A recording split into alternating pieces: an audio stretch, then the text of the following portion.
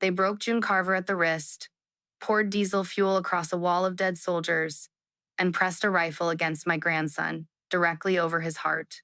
Then the man in charge struck a match and told me to bring him an old field radio before the flame reached his fingers. He saw a gray-haired man in a white kitchen apron. He saw a paper plate with cold biscuits on it.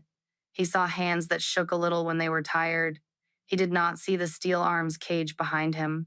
He did not see the panic pedal under my right boot. He did not know that I had spent 30 years with the Army Criminal Investigation Division, where patience was a tool and every room had a geometry of its own.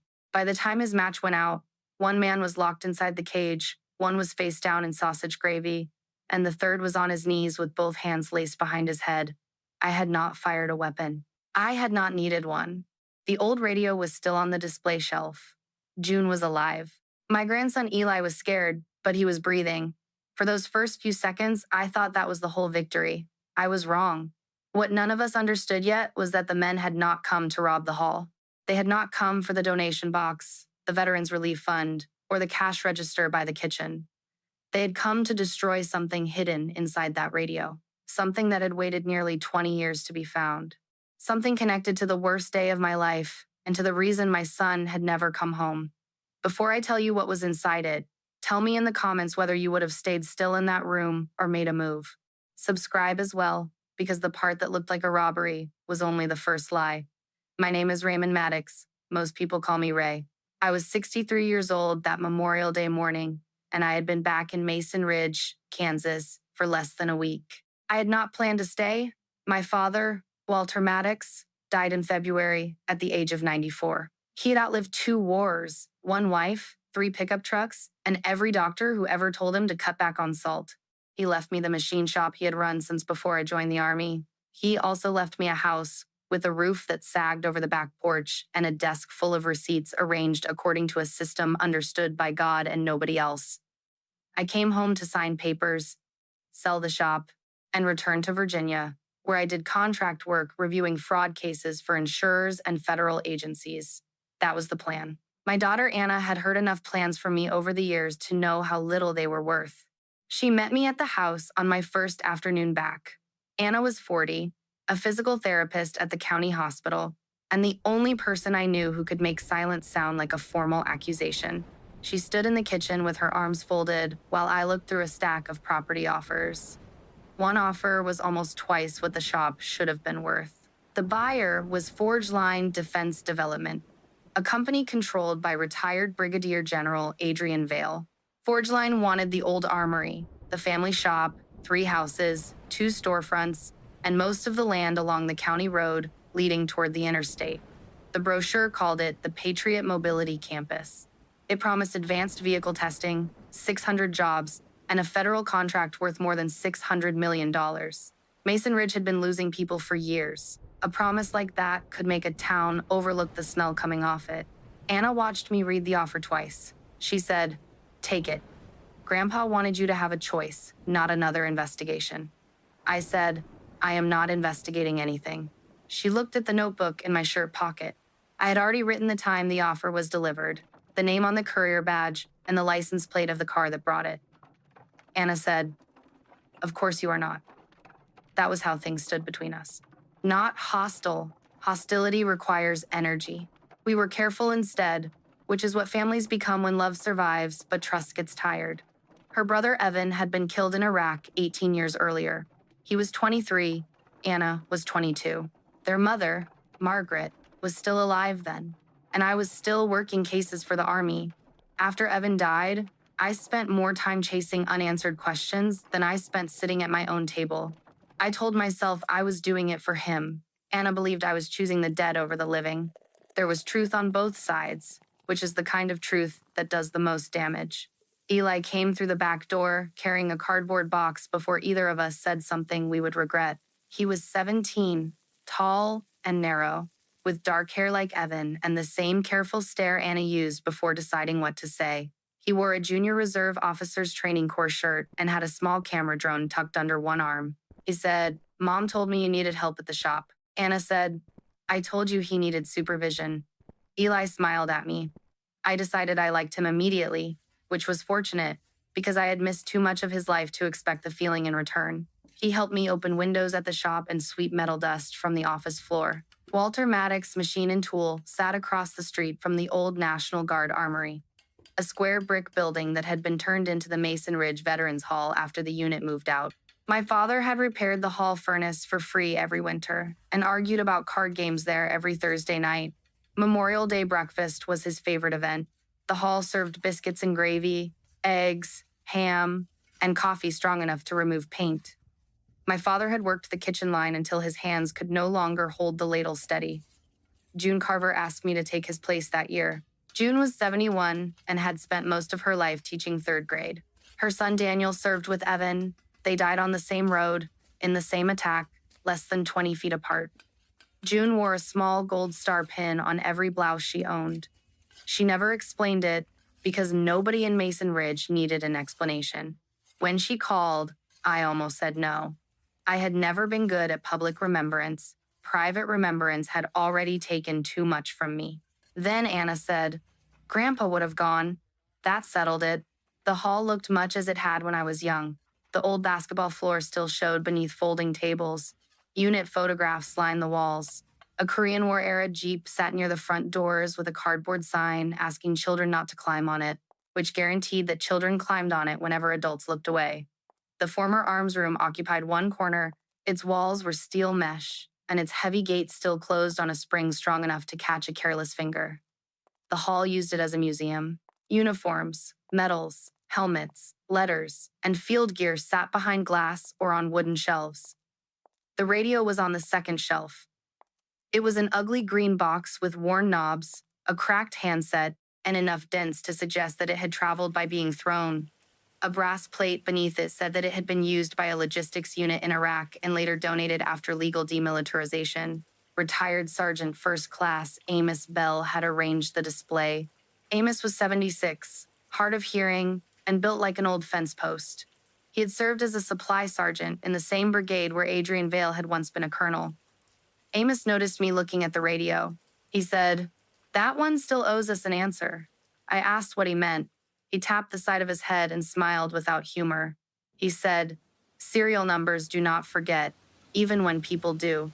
Before I could ask more, Kayla Serrano called him over to sign an inventory sheet. Kayla was 24 and managed the small county history room at the library. She had spent the spring photographing every object in the hall for an online catalog. She wore cotton gloves when she handled paper and carried a flat document scanner in a padded case. She told me the radio was the most viewed item on the new website. I asked why. She said, "Probably because old soldiers keep arguing in the comments about which battery belongs in it." Amos said, "They are all wrong." That earned the first laugh I had heard from Anna all week. Eli volunteered to help Kayla take aerial photographs of the armory roof. His drone club at school had built mapping software for the county emergency office. Anna worried about him flying over traffic. Eli told her the software could hold position within a few feet. I noticed he checked the propellers twice before launch. People tell you what they value by what they check twice. The breakfast began before sunrise.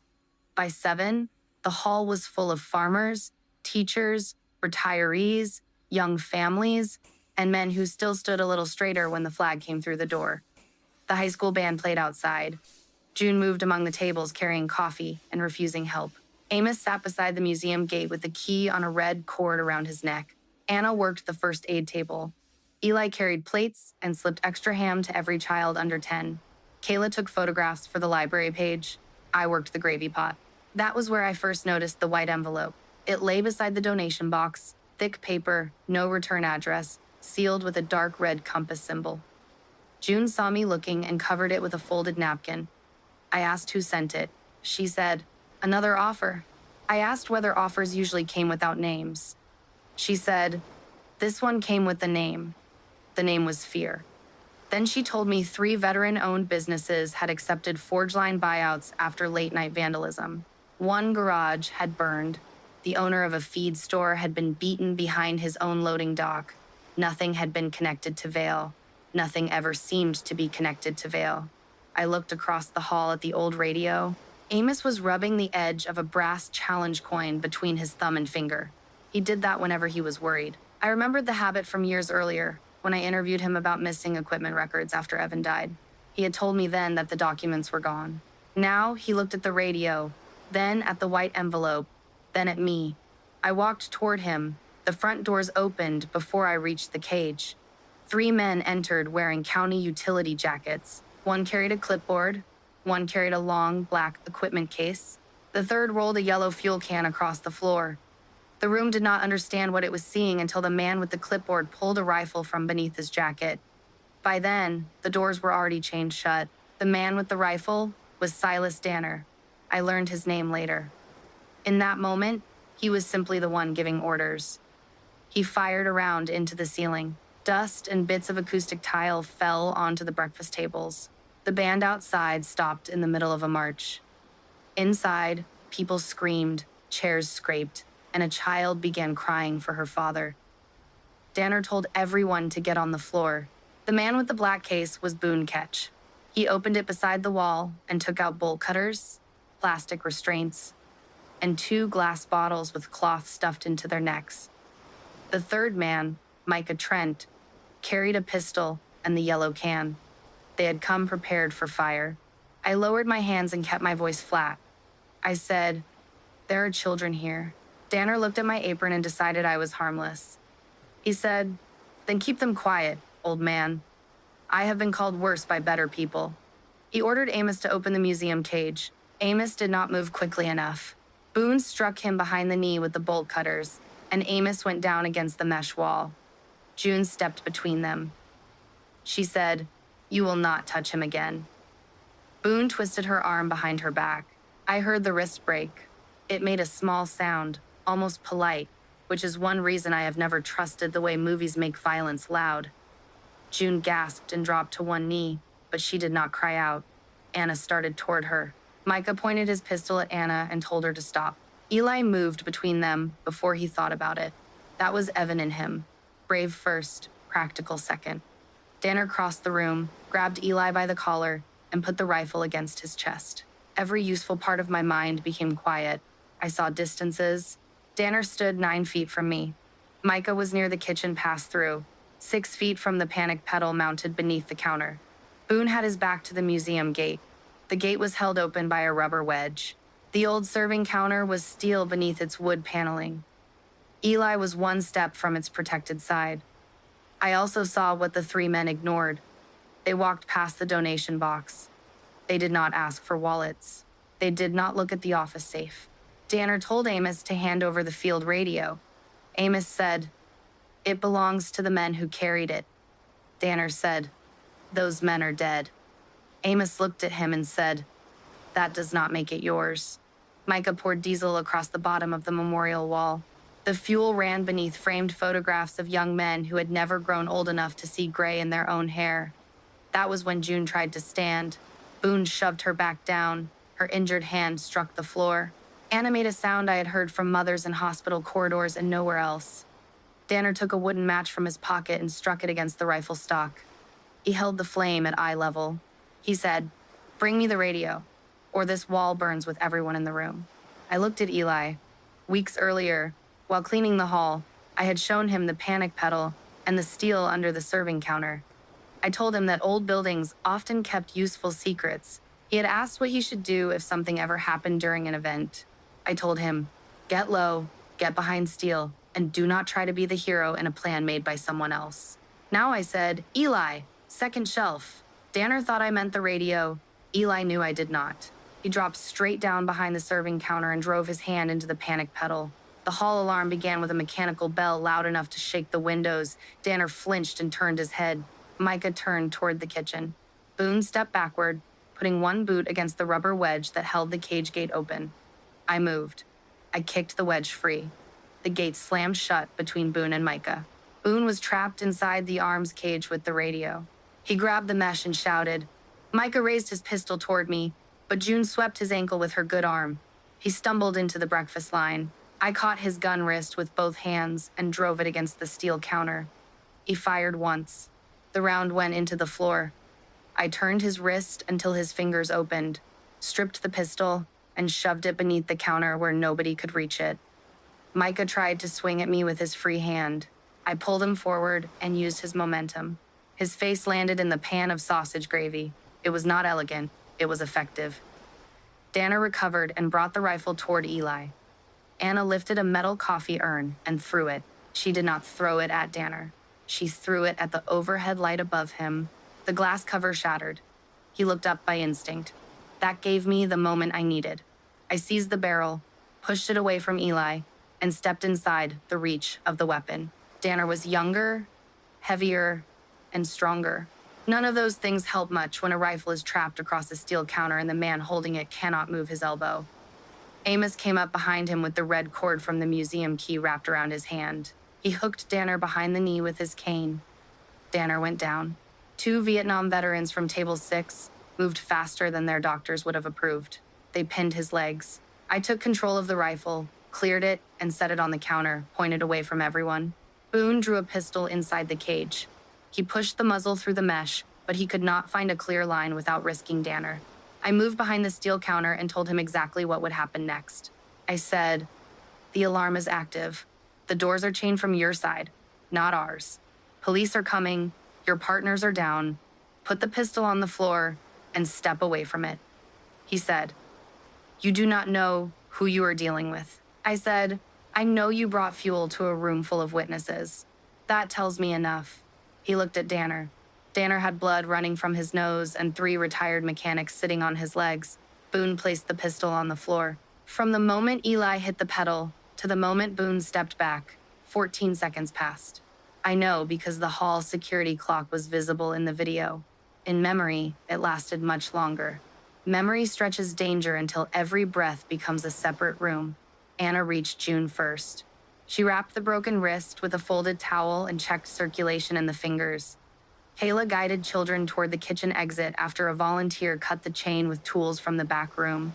Amos stayed beside the cage, one hand pressed to his knee, watching Boone as if he were a delivery that had arrived at the wrong address. Eli stood behind the counter. I asked whether he was hurt. He shook his head. I asked again. He said, "No, sir." His voice broke on the last word. I pulled him against me. For a second, I stopped being an investigator, a soldier, or a man with a plan. I was simply a grandfather who had almost watched history repeat itself. County officers arrived within 5 minutes. Chief Wade Harlan entered first with his sidearm drawn. Wade had been a young military police sergeant when I taught an evidence handling course at Fort Riley. He recognized me before I recognized him. He said, "Chief Maddox." I had retired as a chief warrant officer. Nobody had called me chief in years. I pointed toward the weapons, the fuel, and the cage. I said, 3 suspects. 1 firearm under the serving counter. 2 on the counter. 1 inside the cage. 1 shot into the ceiling, 1 into the floor. Nobody else fired. Wade looked around the room, then at the apron I was still wearing. He said, "You always did know how to ruin breakfast." That was Wade. He used humor when the alternative was fear. The officers secured the men and opened the cage. Boone had not touched the radio after surrendering. A deputy photographed its position before moving anything. I watched the process out of habit, then forced myself to step back. I had no badge. I had no authority. Being correct about something does not grant jurisdiction. Paramedics took June and Amos to the hospital. Anna went with them. Eli refused transport, but a medic checked him and made him sit down. I stayed long enough to give my statement and identify every place I had touched. When officers searched the black equipment case, they found more than tools. There were aerial maps of the armory, photographs of the family shop, a list of property owners who had refused Forge Line offers, and printed instructions to remove the field radio before noon. The instructions did not name Adrian Vale. They carried the red compass symbol from the envelope. In the van used for the attack, officers found Forge Line contractor badges, a county access card, and a small portable furnace used to destroy documents and electronic media. They also found a paper showing that the federal selection board for the Patriot Mobility contract would meet in 9 days. Danner watched the officers carry the evidence past him. He looked at me and smiled through the blood on his mouth. He said, "You should have sold the shop." I asked why the radio mattered. His smile widened. He said, Ask your dead boy. There are sentences that strike the body before the mind can understand them. For 18 years, almost nobody outside my family and a closed Army file had known that Evan and I were connected to the missing equipment records. Danner should not have known. A hired thug from 3 counties away should not have known Evan by name, my history, or where the unanswered questions lived. Wade heard him. His expression changed. I said, "Separate all 3. Record every word. Send the van to the state laboratory, not the county lot." Wade did not argue. Danner leaned closer as a deputy led him past. He said, "The radio is not evidence. It is a grave." Then he was gone. I turned toward the museum cage. The radio sat crooked on the second shelf. Its battery cover had come loose during the struggle.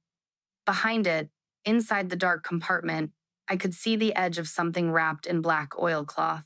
Wade stopped me before I reached for it. He said, "Do not touch that." I told him I had no intention of touching anything. That was true, though every part of me wanted to tear the compartment open with my hands. The state evidence team arrived before noon. They photographed the radio from every angle, placed it on clean paper, and opened the battery compartment while a video camera recorded the process. The black oilcloth bundle was folded tight and tied with waxed cord. Inside were 32 sheets of thin carbon copy paper, a shipping ledger, and a small cassette tape sealed in a plastic pouch. The first page carried a handwritten title: Rejected Protective Plates, Lot Substitutions, Theater Issue. Below it were columns of serial numbers, dates, shipment codes, and initials. One set of initials belonged to Amos Bell, another belonged to Adrian Vale. I did not need to read further to know what I was seeing. I had spent 18 years imagining those pages. Wade asked whether I was all right. I said, no. It was the most honest answer I had given anyone all week. At the hospital, June sat upright in a treatment room while a doctor set her wrist. She refused pain medicine until she knew Amos was all right. Amos had a bruised knee and a cut on his scalp. He complained more about the hospital coffee than the injury, which meant he was frightened. Anna stood at the end of the bed where June sat when I entered. She saw my face and dismissed the nurse with a glance. She said, "What did they find?" I told her. She closed her eyes. For a long time, nobody spoke. June looked down at the gold star pin on her blouse.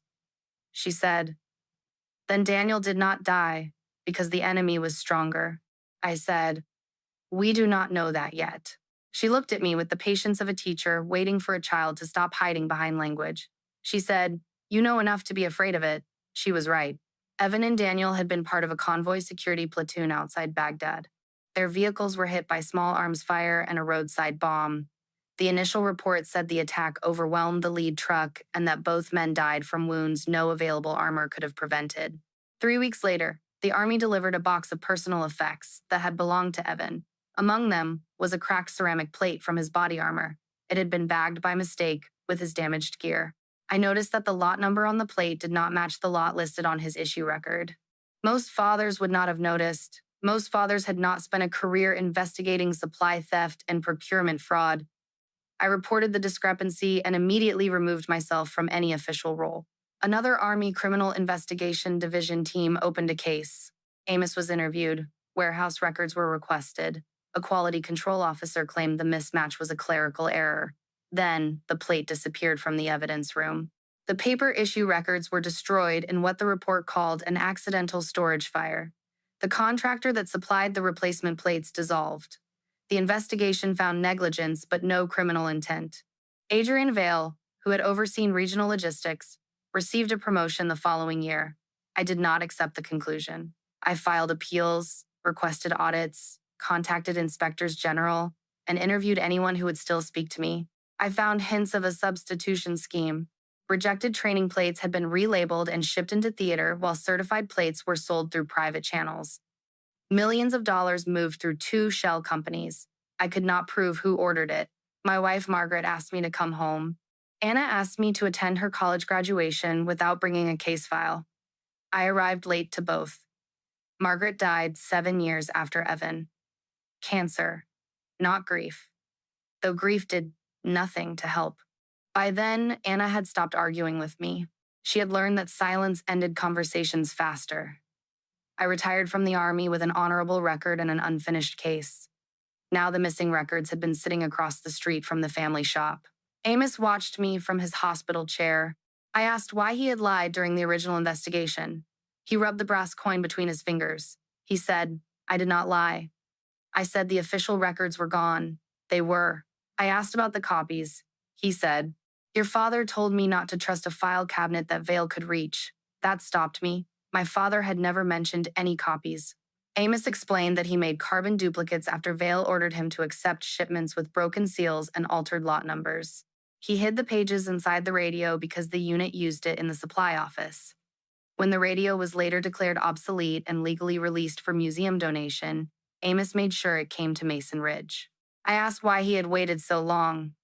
He said, "Because Vale had friends wearing rank, friends wearing badges, and friends wearing suits. Because 2 witnesses lost their jobs. Because 1 vanished. Because I was a coward for longer than I cared to admit," June said. "A coward would have burned the pages." Amos looked at her broken wrist. He said, "A brave man would have spoken before your boy went into the ground." No one answered that. Regret is rarely improved by contradiction. Kayla arrived carrying her scanner case. She had a bandage on one elbow from the hall floor. She told Wade that she had photographed the radio 2 months earlier and briefly removed the loose battery cover to record its condition. She saw the black oilcloth but assumed it was old insulation. A corner appeared in one photograph posted to the public catalog that answered one question. Someone who knew what the bundle looked like had seen the photograph. The raid was not improvised. The online catalog told Vale that the evidence still existed. The federal contract deadline told him how little time he had left. The land project was suddenly something more than a profitable development. Control of the armory would let Forge Line empty it, demolish it, and bury whatever remained beneath new concrete. The surrounding purchases gave the destruction a respectable shape. The Patriot Mobility Campus was not the reason Vale wanted Mason Ridge. It was the excuse. Wade received a call while we were talking. He stepped into the hallway, listened, and returned with his jaw tight. The county prosecutor had ordered all 3 attackers held on charges related to armed assault, unlawful restraint, arson preparation, and attempted theft. Their attorneys had already arrived from Kansas City. The attorneys represented Forge Line on corporate matters. Wade said, "Vale is not even pretending there is distance." I said, "He is pretending distance does not matter." By evening, news vans were parked outside the hospital. A Forge Line spokesperson issued a statement saying the contractor badges found in the van had been stolen. Adrian Vale offered sympathy to the victims and praised law enforcement. He also announced that Forge Line remained committed to bringing jobs and growth to Mason Ridge, despite what he called a tragic act by unstable outsiders. He appeared on television himself the next morning. Vale was 68, silver-haired, broad-shouldered, and practiced in the calm tone of men accustomed to being introduced before they enter a room. He wore a dark suit with an American flag pin. Behind him stood a row of high school welding students who had been promised apprenticeships at the new campus. He said he had served the nation for 36 years. He said he knew Ray Maddox and respected his past service. Then he expressed concern that grief had caused me to form dangerous conclusions about events long settled by official investigation. That sentence was designed with care. He did not call me a liar. He called me wounded. It was a more useful accusation. By noon, an edited video from the hall appeared online. It began after Eli dropped behind the counter. It showed me driving Micah into the gravy pan and wrenching the rifle away from Danner. It did not show the moment Boone broke her wrist, the fuel, the match, or the rifle against Eli. The caption called me a violent former military investigator who attacked utility workers during a public breakfast. People who had been in the room knew the truth. People outside the room saw 20 seconds designed to produce anger. My contract supervisor called from Virginia. He said my access to current fraud files would be suspended while the company reviewed the incident and my connection to a possible federal procurement case. He sounded embarrassed. That did not change the result. Anna found me in the family shop after dark. I was standing at the old workbench, looking at a row of drill bits my father had sharpened by hand. She said, "This is happening again." I said, "This is not the same." She said, "It is exactly the same. Evan dies. You find a thread. The thread becomes the whole world. Everyone still alive has to stand outside it and wait. I told her men had tried to burn a memorial wall and point a rifle at her son. She said, "That is why I am afraid. You have more to lose now, and you are acting like loss has already happened." I wanted to defend myself. I had a list of reasons. Most of them were good. Instead, I asked what she wanted me to do. She said, "Leave the evidence to Wade. Sell the shop. Come home with us tonight." I looked through the front window at the armory across the street. State evidence lights moved behind the museum glass. I said, "I cannot sell to the man who sent them." Anna said, "You do not know he sent them." I said, "No, I believe he did. That is different." She studied me. Then she said, "Promise me you will remember the difference." I promised. That promise shaped everything I did next. The next morning, I did 3 things before breakfast. I wrote a complete timeline from memory. I made copies of every property offer and threat connected to ForgeLine. Then I called Miriam Cole at the Office of the United States Attorney for Kansas. Miriam had prosecuted a defense contractor case with me years earlier. She was 56, direct, and unimpressed by rank, reputation, or dramatic speeches. Those qualities made her trustworthy. I told her what had happened. I told her what the radio contained. I also told her that one county access card had been found in the van and that an edited security video had appeared before the original evidence was publicly released. She listened without interrupting.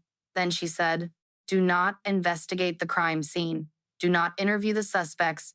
Do not touch the evidence. Preserve what you already have and let me build a team that Vail cannot reach." I said, "Understood." She said, "Ray, that word has caused trouble before." I told her I meant it.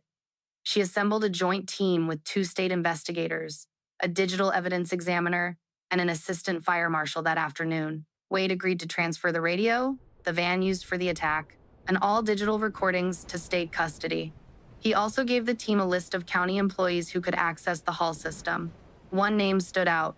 Deputy Mark Voss had downloaded the security video 40 minutes before the edited version appeared online. He claimed he copied it for backup. The system log showed he used a personal storage drive that had never been entered into evidence. Wade placed him on leave. Voss left town before officers could take his statement. That was the first proof that Vail had help inside local government. It was not the last.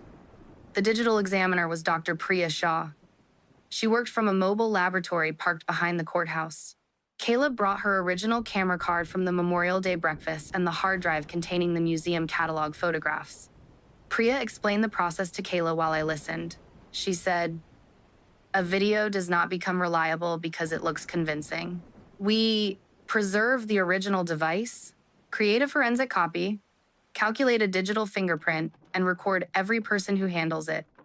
If the fingerprint changes, the file changed. If it stays the same, we can show the court that the file presented later is the same one preserved today." That was the kind of legal detail television leaves out. In court, evidence has to be shown to be what the lawyer claims it is. A dramatic clip from the internet is not enough. A witness, metadata, or a documented forensic process must authenticate it. Priya recovered the full hall video from the camera Kayla had carried. It showed the doors being chained, June being injured, the fuel, the match, and the rifle against Eli. It also showed Deputy Voss entering the hall after the arrest and spending 11 minutes alone near the security recorder. The smear campaign began to crack. It did not collapse. Vail had money, and money buys time, even when it cannot buy truth. His attorneys obtained release on bond for Micah and Boone. Danner remained jailed because of prior charges in another state. ForgeLine paid for all 3 defenses while publicly denying any employment relationship. The company then filed an emergency civil action claiming the radio and its contents were stolen corporate documents. According to the complaint, the ledger belonged to a predecessor company acquired by ForgeLine and had been unlawfully removed overseas. Miriam laughed when she read it. She said, "They are claiming ownership because ownership gives them standing to demand access."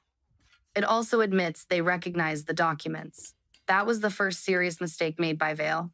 The state court denied immediate return of the radio and ordered it preserved. Federal investigators opened a parallel procurement fraud inquiry. The Army supplied a historian and a logistics auditor. Nobody promised a quick result. Facts take time when powerful people have spent years burying them. Kayla came to the shop 2 days later with a discovery of her own. While reviewing the catalog photographs, she found images of the radio before the raid. In one image, the oilcloth bundle had shifted enough to expose a handwritten number on the top sheet. The number matched a lock code in one of the old notebooks kept by my father. I did not know why my father had copied it. Anna did. She had been helping him sort papers during the last year of his life. She told us that he kept a black ledger in the locked drawer beneath his workbench. I had searched the desk, not the bench. The distinction was typical of my father. A desk held bills. A bench held truth. The drawer key was missing. Eli found it inside the wooden handle of an old machinist hammer. My father had drilled a narrow cavity, placed the key inside, and sealed it with a threaded cap. Eli noticed the handle sounded hollow when it struck the bench. Inside the drawer were invoices, letters from Amos, copies of land offers, and notes documenting every time Forge Line representatives visited the shop. There was also a sealed envelope addressed to me. I did not open it. The front said, "Not until the shop is safe." Anna wanted to know what that meant. I said, "With your grandfather, it could mean safe from fire, safe from lawyers, or safe from my bad decisions." Eli said, "Probably all three." He was getting comfortable enough to tease me. I considered that progress. The black ledger showed that my father had been tracking Forge Line for nearly 4 years. He recorded vehicle plates, contractor names, survey dates, and offers made to neighboring owners. Besides several entries, he wrote the same phrase: "They are not measuring land. They are measuring distance to the arms room." That sentence changed the shape of the case. The planned test campus required more than 800 acres west of town. The armory and the small family shop occupied less than 2. On the public development map, our block was a parking and administration area. Vale did not need it to test vehicles. He needed it because it contained the radio. The surrounding acquisitions provided a reason to take the building without attracting attention. Once Forge Line owned the entire corridor, demolition would look like development rather than evidence destruction. The armed raid had been a last resort after the museum photograph revealed the bundle and the federal contract decision created a deadline. Miriam called that our central theory. She also warned that a theory was not proof. We still needed to connect Vale to the raid, the attempted destruction, and the original plate substitution scheme. The ledger connected his initials to altered shipments, but his attorneys could claim the initials belonged to someone else. The property pressure connected Forge Line to the armory, but a company can seek land for lawful reasons. The badges in the van connected the attackers to a contractor network, but Vale could call the badges stolen. Every link had an alternative explanation. A strong case is not built by ignoring alternative explanations. It is built by closing them. Amos helped with the first link. He identified his own handwriting and explained the columns. Each row listed the certified lot originally ordered, the rejected lot substituted, the date the seal changed, and the officer who authorized acceptance. He said the initials A.V. were Adrian Vale. He had watched Vale sign them. Miriam asked why the cassette tape was included. Amos stared at the floor. He said, "Because paper can be called a mistake. A voice is harder." The tape was too degraded to place safely on ordinary equipment. Federal technicians stabilized it and made a working copy. The recording contained part of a meeting in a supply office. Amos could be heard objecting to the altered lots. Another voice told him to accept the shipment and correct the records later. The other voice sounded like Vale. Sounding like Vale was not enough. A voice comparison expert would be needed. The defense would argue that the tape was incomplete, edited, or planted. Then the Army auditor found a surviving plate from one of the substituted lots.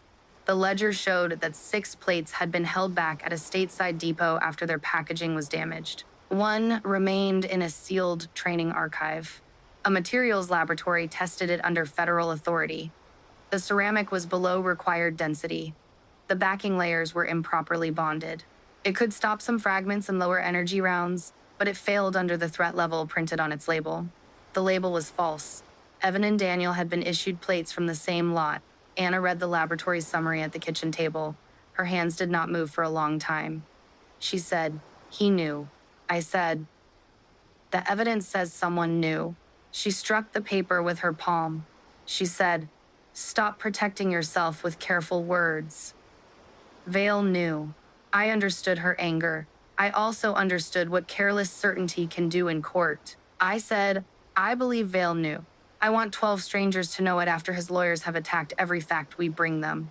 That means we do this clean." Anna looked at me as if seeing something she had expected 18 years earlier. She said, "Then do not disappear into it. Let us help." That was not forgiveness. It was an opening. We worked at the shop each evening under state surveillance. Kayla scanned the records my father had kept. Eli organized aerial images and property maps. Anna built a medical timeline from the Army casualty records for Evan and the laboratory findings. I indexed names, dates, and connections. We found a repeated company in the invoices. Prairie Meridian Services had delivered equipment to Forge Line sites, paid legal fees for the attackers, and bought the portable furnace found in the van. The company address was a mailbox in Topeka. Its registered manager was the brother-in-law of Deputy Voss. Federal agents issued bank subpoenas through a grand jury. The records showed payments moving from Forge Line to Prairie Meridian, then to Danner and the other men. The amounts were disguised as site security and emergency removal services. One payment was made the night before the Memorial Day breakfast. The memo line said, "Museum clearance." That was proof of money. We still needed proof of direction. Vale responded before we could find it. A county inspector arrived at the shop with an order declaring the building unsafe because of electrical hazards. The order required immediate closure. The signature belonged to an inspector who had been dead for 6 months. Wade blocked enforcement and called the state. That night, someone cut the telephone line, disabled the street camera, and left a red compass painted on the shop door. Beneath it were 5 words. 9 days became 2 nights. I read the message twice. The Federal Contract Board had moved its decision forward. Vale was running out of time. So were we. Micah Trent contacted me the following afternoon. He used the public telephone outside a farm supply store and left a message on the shop answering machine. His voice shook so badly that I had to play it twice. He said he could prove who ordered the raid. He said Vale was going to kill him before the contract vote. He would speak only to me, only at the family shop, and only after dark. I called Miriam before I called him back. She arranged the meeting as a controlled operation. Micah would be allowed to believe I came alone. State investigators would monitor from the armory and from an unmarked van behind the alley. I would wear a recording device. The original documents had already been moved to a secure federal evidence room. The papers in the shop were copies. Anna hated the plan. She said, "You promise not to confuse belief with proof. You did not promise to volunteer as bait." I said, "Micah will not speak to anyone else." She said, "Then let him be afraid until he does." That was a reasonable position. It was also one Miriam had considered. The problem was time. The contract board met the next morning. Once Vale received the award, he would gain money, political protection, and authority to begin emergency property acquisition. Micah might not live through the night. I told Anna the state team would control the building. She looked at me for a long moment. Then she reached into her bag and handed me an old Army wristwatch that had belonged to Evan.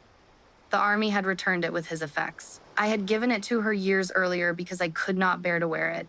She said, "Bring this back to me." I fastened it around my wrist. I said, "I will bring myself with it." That was the answer she wanted. It was also the answer I had failed to give for 18 years. Miriam sent Anna and Eli to the county emergency office 2 blocks away.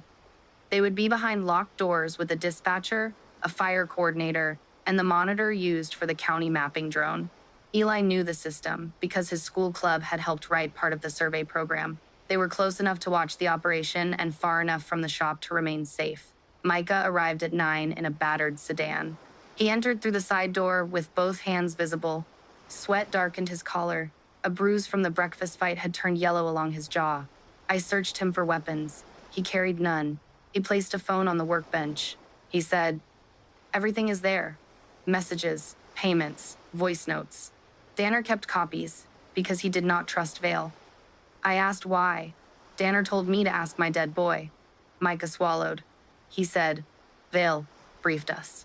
He said you were obsessed with your son and that mentioning him would make you lose control. He wanted you violent on camera.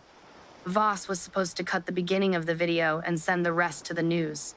I asked who ordered the fuel. He said, Vale. He said if we could not remove the radio, burn the wall and the cage. He said, old paper leaves no witness. The recorder beneath my shirt captured every word. I asked about the shop. Micah looked toward the windows. He said, they are coming tonight, Boone and Voss. Maybe others. Vale thinks the ledger copies are here. He told them to burn the building and make it look electrical. That was when the lights went out. The unmarked van behind the alley should have activated emergency lights. It did not. My earpiece went silent. Outside, a county patrol siren moved away at high speed. Voss had used a stolen radio code to report an officer down on the North Road. Most of the local units and one state vehicle responded before Wade recognized the voice was false. The remaining investigators near the armory lost communication when a signal jammer activated in the alley. Vale had not simply planned an arson, he had planned the gap around it. I smelled gasoline near the rear wall. Micah whispered, "They're here." A glass bottle struck the loading door. Flame rolled across the floor beneath the parked shelves. The shop had 3 exits. The front door opened toward the street. The side door faced the alley. The rear loading door was already burning. My father had also built a maintenance trench beneath the main work bay, deep enough for a mechanic to stand under a truck. At the far end, a narrow service hatch opened into the drainage ditch behind the armory. He called it a tunnel for a poor mechanic. As a boy, I used it to escape work. That night, it became our best exit. I told Micah to get into the trench. He froze. I said, "You wanted protection. Move." He climbed down. I followed and pulled the steel cover over us as smoke spread across the ceiling. Footsteps entered from the side door. Boone shouted my name. Voss told him to find the phone first and the body second. Micah began to shake. He said, "They will kill me." I said, "Not tonight." We moved on, hands and knees beneath the shop floor. Halfway to the service hatch, Micah stopped. The phone was no longer in his hand. He had left it on the workbench. The phone contained the direct evidence. It also contained nothing worth dying for, if Priya had not preserved it. She had not. Micah had brought it straight to the meeting. For 1 second, the old part of me took control. The part that had chased records after Evan died. The part that believed evidence mattered more than any person standing near it. I turned back. Then I saw the watch Anna had given me on my wrist. Anna had not asked me to bring back a case. She had asked me to bring back myself. I pushed Micah toward the service hatch. I said, "The phone can burn. You cannot." We reached the hatch as smoke entered the trench. I forced the rusted latch with a wrench left in the wall bracket. Micah crawled into the ditch. I followed and pulled the hatch closed behind us. Boone was waiting. He had circled outside and stood near the ditch with a pistol. He raised it toward Micah. Before he could fire, a small camera drone dropped from the darkness and struck the gravel beside his feet. Its warning lights flashed. Boone flinched and looked up. When the shop power failed and the fire alarm appeared on the emergency screen, Eli launched the county mapping drone from the roof dock to give fire crews a view of the flames. He remained inside the emergency office with Anna and the dispatcher. The drone was not supposed to come near us. A crosswind pushed it low over the ditch at exactly the right moment. Luck is not a plan, but I have learned not to insult it when it arrives. I drove the arm holding his gun against the fence post and trapped his wrist there. Micah kicked the pistol into the ditch.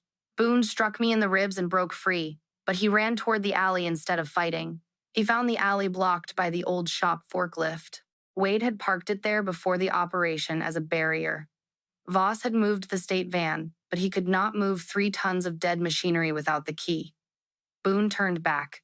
State investigator Lena Ortiz came through the smoke wearing a respirator and leveled her weapon. She said, "Down." Boone went down. Voss emerged from the side door carrying the phone Micah had brought and a plastic fuel bottle. He saw the investigators, dropped the bottle, and reached toward his belt.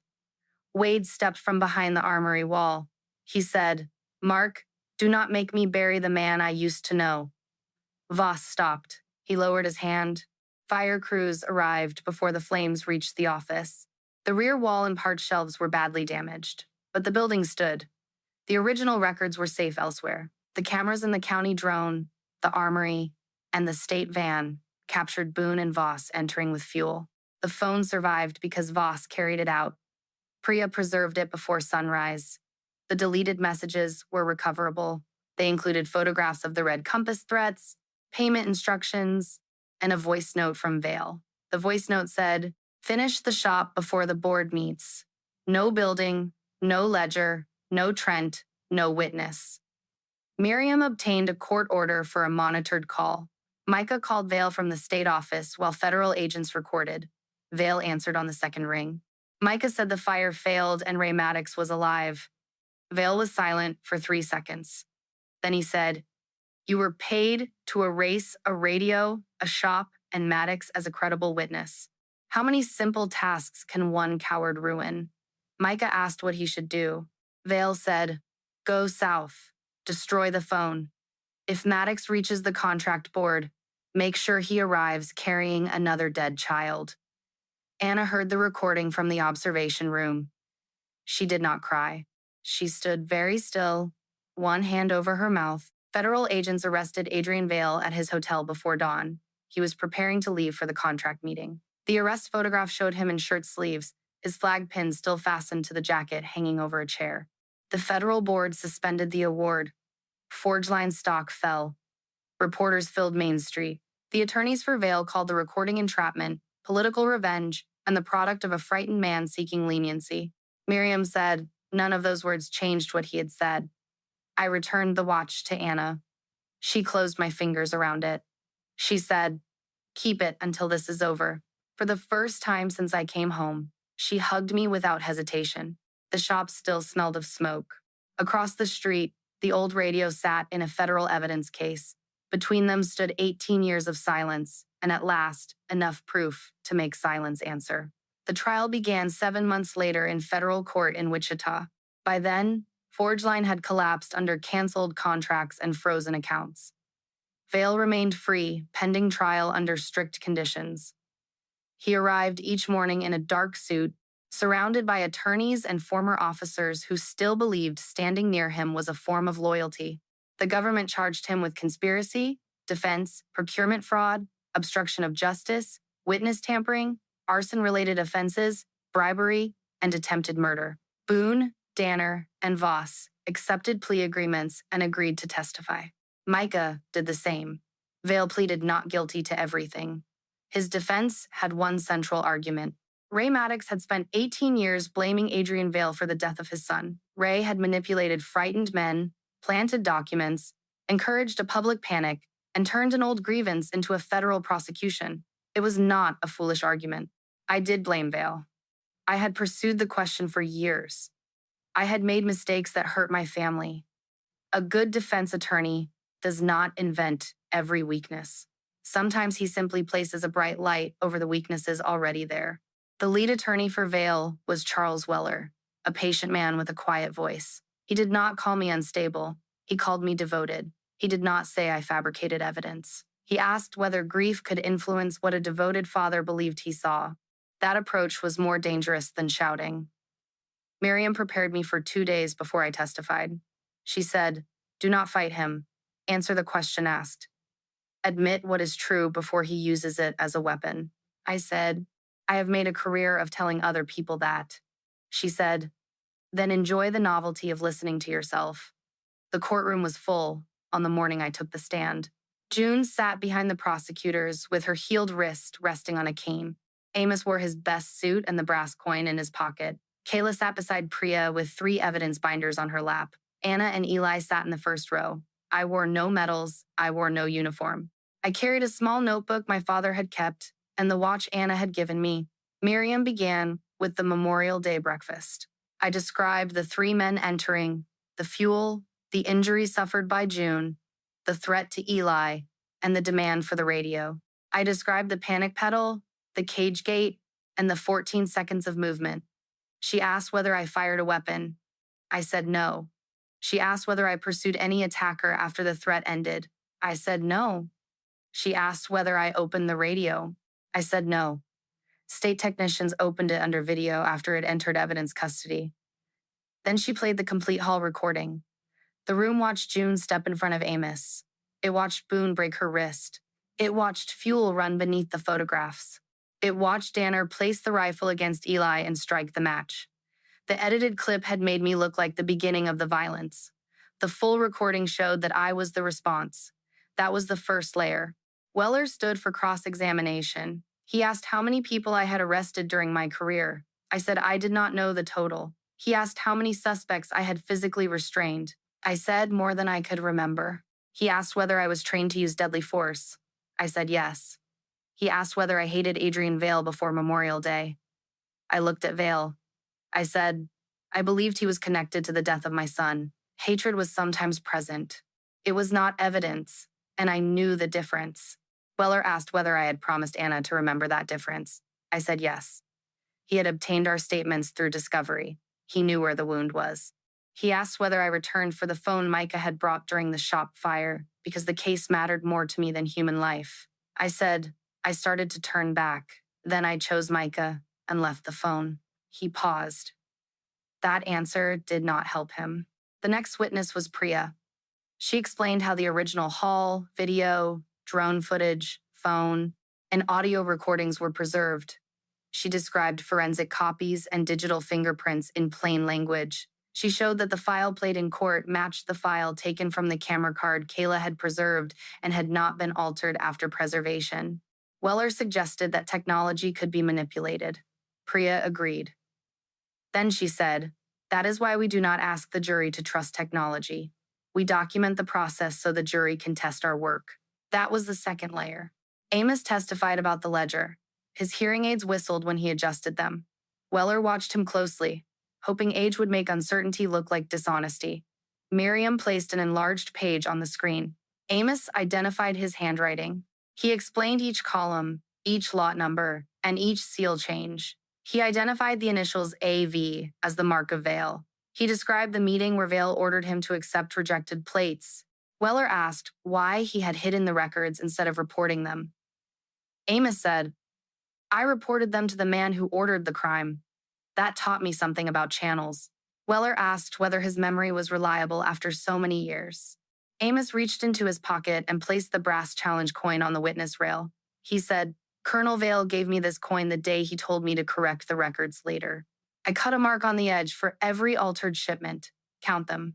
There were 12 marks. The ledger contained 12 substituted shipments. That was the purpose of the coin he had rubbed whenever fear returned. It was not a souvenir. It was a private count. The federal laboratory analyst testified next. She explained the surviving plate from the substituted lot. The label claimed a protection level the materials could not meet. The bonding failed under testing. Army archive records showed the same lot was issued to Evan, Daniel, and other soldiers in their convoy. The defense argued that no one could prove a proper plate would have saved them. The analyst agreed. She said, science cannot promise a different outcome in a past event.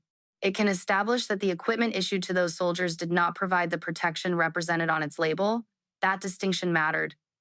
We were not asking the jury to imagine certainty. We were showing them fraud that removed a protection the soldiers had been promised. That was the third layer. June testified after lunch. She carried a photograph of Daniel in uniform. He was smiling beside Evan, both of them young enough to believe the older men in charge had checked what needed checking. Weller did not attack her. He asked only whether grief had influenced her desire to see someone punished. June looked at the jury. She said, grief wants many things. Evidence has to stand on its own legs. I am here because my son cannot stand on his. The courtroom became completely still. Anna reached for my hand. This is the point where I will ask one thing of you. If someone in your family ever wore the uniform, place their first name in the comments. Not their rank, not their awards, just the name the people at home used when they wanted them to come through the door. The government then called the Army auditor and the bank examiner. The auditor matched the ledger entries to archive shipping records, inspection waivers, and electronic approvals. The bank examiner traced $3,800,000 from the plate contractor through 2 shell companies and into accounts controlled by Vale and a business partner. He also traced payments from Forge Line to Prairie Meridian, then to Danner, Boone, Micah, and Voss. The Memorial Day payment carried the memo museum clearance. The shop payment carried the memo emergency demolition, That was the fourth layer. Micah testified last among the cooperating defendants. He admitted every crime he committed. He admitted holding a gun on Anna, helping injure June, and planning to burn the hall. He did not ask the jury to like him. Miriam played his recorded call with Vale. The jury heard Vale say that Micah had been paid to erase a radio, a shop, and my credibility. They heard him order Micah south. They heard the threat about another dead child. Weller argued that Vale was angry and speaking figuratively. Then Miriam played the voice note recovered from the phone. No building, no ledger, no Trent, no witness. The two recordings used the same phrases, the same sequence, and the same voice. A forensic comparison expert linked that voice to public speeches and authenticated calls made by Vale. That was the fifth layer. Weller still had one card to play. He called Adrian Vale. Vale took the stand against the advice of his attorneys. Men like him often believe confidence is evidence because confidence has protected them for so long. He admitted authorizing emergency security around Forge Line properties. He admitted knowing about the radio. He claimed the ledger contained classified logistics information that could harm national security. He said he acted to recover government property and prevent public release.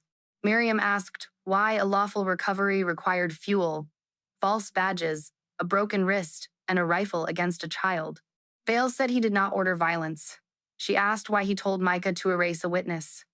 Vale said the words were taken out of context. She asked for the context in which another dead child was a lawful instruction. Vale did not answer.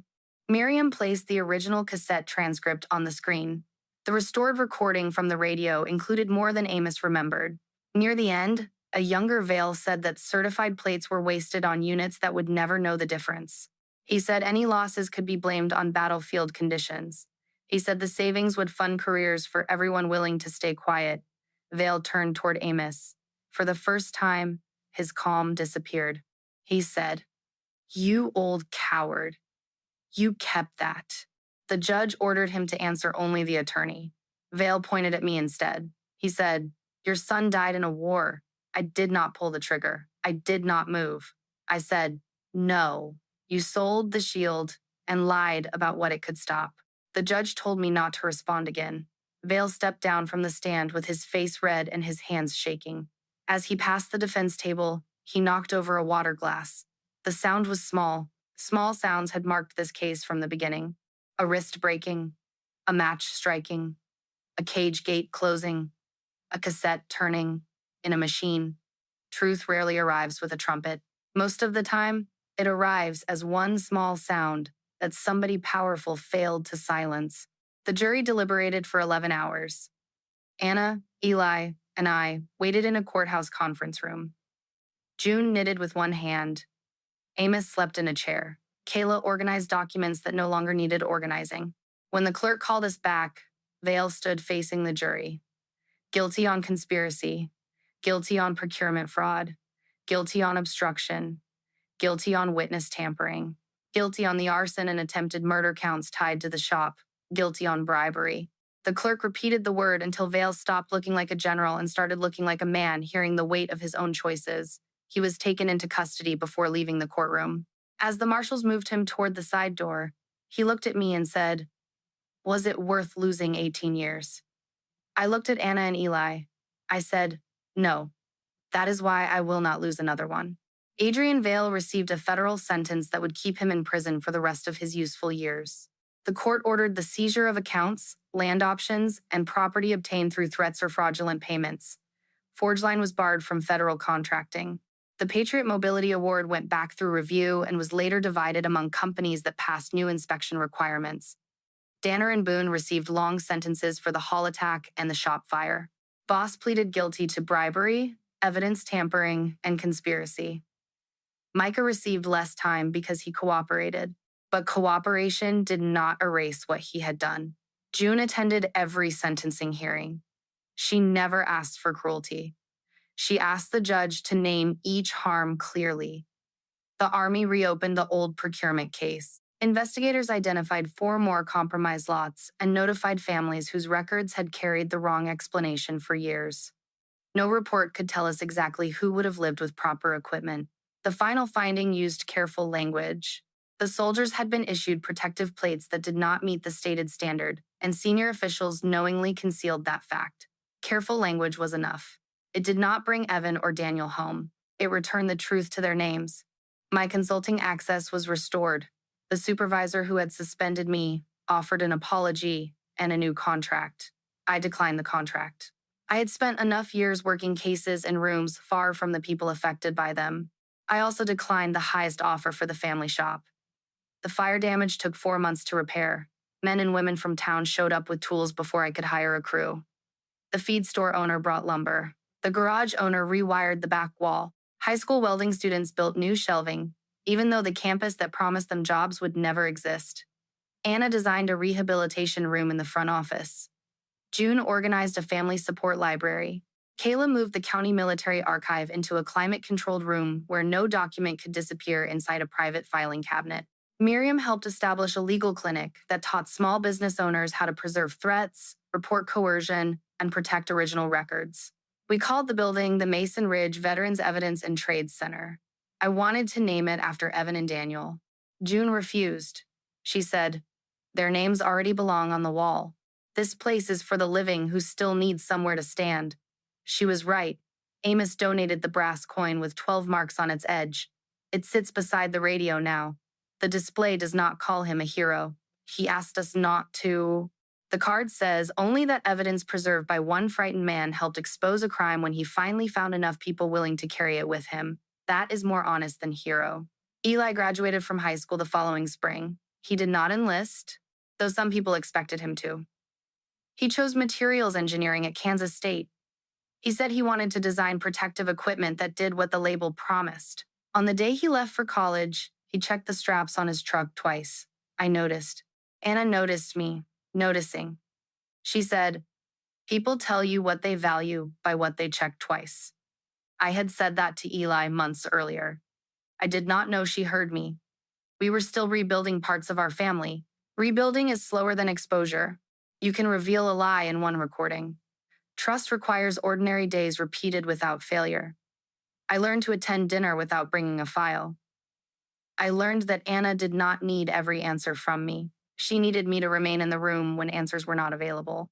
She learned that my questions were not always a way of leaving. One Sunday evening, after the center closed, the three of us sat at the old family workbench eating slices of a pie June had baked. The repaired radio rested across the street in the hall, visible through the front window beneath a soft museum light. Outside, children rode bicycles around the old armory. The memorial photographs had been cleaned and rehung. No fuel stain remained on the wall. Anna asked whether the shop was finally safe. I remembered the sealed envelope in the locked drawer. Not until the shop is safe. I brought it to the workbench and opened it. Inside was one sheet of paper in the square block handwriting I had known since childhood and a small brass key. The note said that the key opened the storage loft above the paint room. It also said he knew I would try to sell the shop because leaving was the habit I trusted most. He had asked Amos to keep the radio close and Anna to keep me from making a decision during the first 30 days. Anna looked away when I read that part. I asked whether she had known about the note. She said, "Not the note. I knew Grandpa thought you needed a reason to stay long enough to see the town clearly." We climbed to the loft. Behind a canvas cover stood a wooden sign my father had painted before his hands became too weak. The lettering was rough but careful. It read, "Bring the living home." Below the words were 3 empty spaces for names. My father had left a pencil on the frame. I understood then that the sign was not finished because he did not know who would stand there when the work began. Anna wrote June Carver in the first space. Eli wrote Amos Bell in the second. They handed the pencil to me. I wrote Walter Maddox in the third. I had spent most of my life believing my work was to identify the guilty, preserve the evidence, and make the facts survive the people trying to destroy them. Those things matter. They matter more than speeches and reputations. But my father had understood something I learned late. A case is not finished when the guilty man goes to prison. It is finished when the people he tried to frighten can live without arranging their lives around him. The first image I keep from that year is June standing beneath the restored photographs, her healed hand resting against the glass over the photograph of Daniel. The second is Amos placing his marked coin beside the radio and walking away without looking back. The third is Anna turning on the lights in the new rehabilitation room while Eli tested a piece of ceramic in the workshop and laughed when the machine made too much noise. The final image is quieter. It is the sign he painted above the door. It is the shop open at sunrise. It is a place I came home to sell, becoming the first place in years where my family knew they could find me. The men who entered the hall believed fire could erase paper, fear could erase memory, and rank could erase responsibility. They were wrong about all three. Serial numbers did not forget. Neither did we.